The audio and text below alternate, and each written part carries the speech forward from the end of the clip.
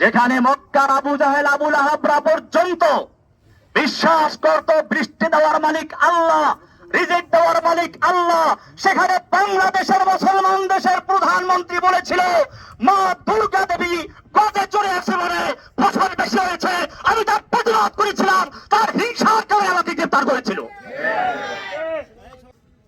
আমার জামিন হয়েছিল, আমাকে হাইকোর্ট থেকে জামিন দিয়েছে, কিন্তু হাসিনার কোর্ট আমাকে জামিন দেয় নাই।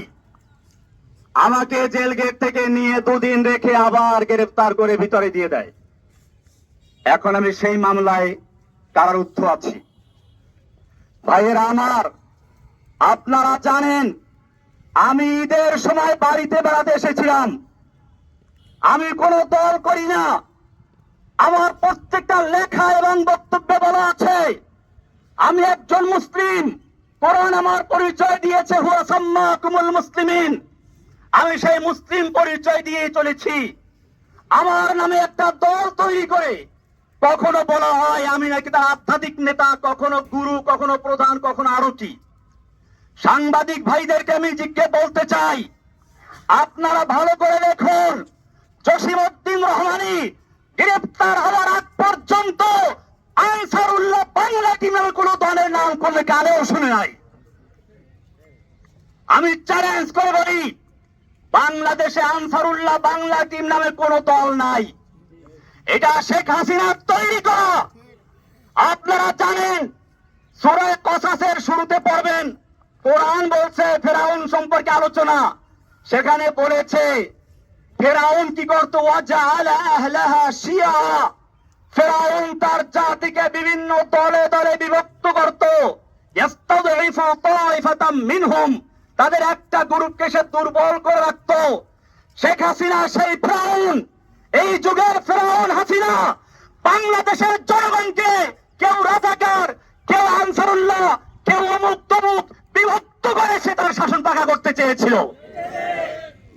আপনারা জানেন এই সর্বশেষ যে আন্দোলন, এটা কোন দলের আন্দোলন ছিল না, এটা ছিল বাংলাদেশের ইতিহাসে এমন এক আন্দোলন যেখানে হিন্দু, মুসলিম, বৌদ্ধ, খ্রিস্টান, ছাত্র, মাদ্রাসা ছাত্র, আলিয়া, কওমিয়া, ডানপন্থী, বামপন্থী কোনো ভেদাভেদ ছিল না, সব একাকার হয়ে ময়দানে অবতীর্ণ হয়েছিল।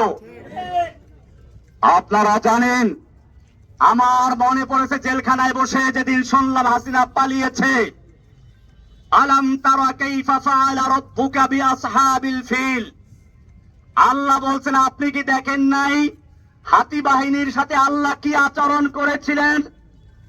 হাতি বাহিনী হাসিনা নামাতে চেয়েছিল, সাজওয়াজান নামিয়ে দিয়েছিল।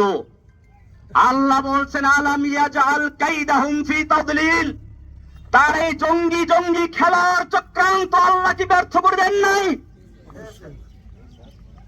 ওয়ারসালা আলাইহিম তায়রান আবাবিল, আল্লাহ বলছেন আব্রাহাকে ধ্বংস করার জন্য ঝাঁকে ঝাঁকে পাখি পাঠিয়ে দিয়েছিলেন। তায়রান মানে পাখি, আবাবিল মানে ঝাঁকে ঝাঁকে, আমার দেশে বলা হয় আবাবিল পাখি। আমি তখন মনে করলাম এই প্রাইমারি স্কুলের ছাত্র, হাই স্কুলের ছাত্র, নাবালক শিশু পর্যন্ত যখন ময়দানে ঝাঁপিয়ে পড়েছে, এটা আল্লাহ দেওয়া সেই আবাবিল পাখি চলে এসেছে।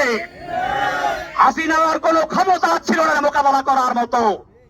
আমি ধন্যবাদ জানাই বাংলাদেশের সেনাবাহিনীকে সময় মতো পদক্ষেপ নেওয়ার জন্য, যে তারা কোন দলে আনুগত্য না করে বাংলাদেশের জনগণের পাশে দাঁড়িয়েছিল। আমি বাংলাদেশের পুলিশ ভাইদেরকে বলবো, আপনাদেরকে জোর করে ব্যবহার করেছে আমরা জানি, আপনাদের দোষ না। আমি সেজন্য আজকের মাধ্যমে সারা বাংলাদেশের মুসলিম অমুসলিম সমস্ত মানুষকে বলতে চাই, আপনারা কোনো ফাঁদে পা দিবেন না। এখন বড় কঠিন মুহূর্ত চলছে। আপনারা দেখেছেন ভারতের মিডিয়ায় প্রচার হচ্ছে বাংলাদেশে হিন্দুদের মন্দির জ্বালিয়ে দেওয়া হচ্ছে, হিন্দুর বাড়ি ঘরে আগুন লাগানো হচ্ছে, এই সমস্ত অপপ্রচার হচ্ছে। খবরদার, আমি আপনাদেরকে কঠোরভাবে বলছি, কোন হিন্দুর উপরে আক্রমণ যেন না হয়, কোন মন্দিরকে আগুন দিতে না পারে, সেজন্য আপনাদেরকে অতন্ত্র প্রহরে পাহারা দিতে হবে ইনশাআল্লাহ।